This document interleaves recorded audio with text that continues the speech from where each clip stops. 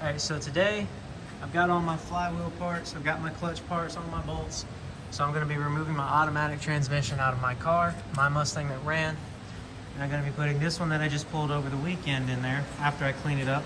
It's going to have a new clutch, new throwout bearing. I don't even know if this transmission's any good, but it's easy enough to do. So, but yeah, hopefully I'll be good at recording this time since I'm doing it solo.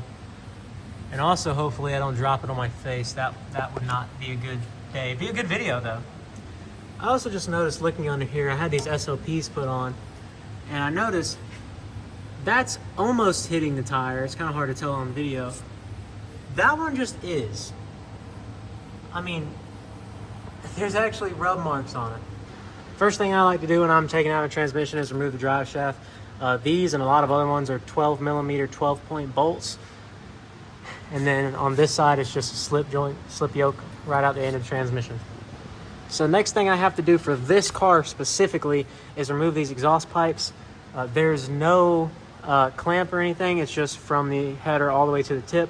And the way these cars are, they have an over axle exhaust, and you can't really get it out with the whole pipe.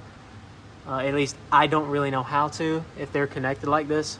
So since I'm gonna put those mufflers on it anyway, I'm just gonna cut it about right here and take this pipe out. So I got the exhaust cut. You just have to take the other bolts off. I got one bolt off each side. If anyone knows how to do this without cutting the exhaust, please let me know.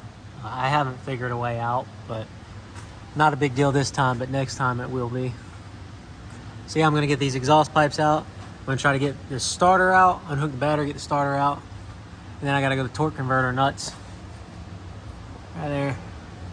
Which there is an access point right above there on the driver's side of the engine. So I got the starter out.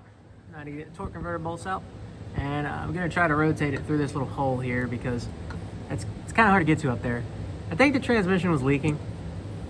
I don't really know why, but oh well, not important now.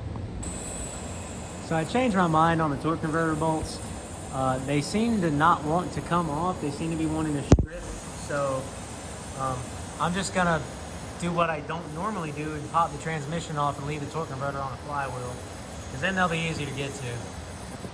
I finally got the shifter out of there. I think they used to have a stereo in here or something, but I'm not even gonna try to explain how to get it out of here. That was terrible. So I've got the transmission on the transmission jack. I got some wood blocks. I'm gonna take the mount off and let it down a little bit so I can get a strap across it. I have to take those two lines off, and then I can pop all the bell housing bolts off.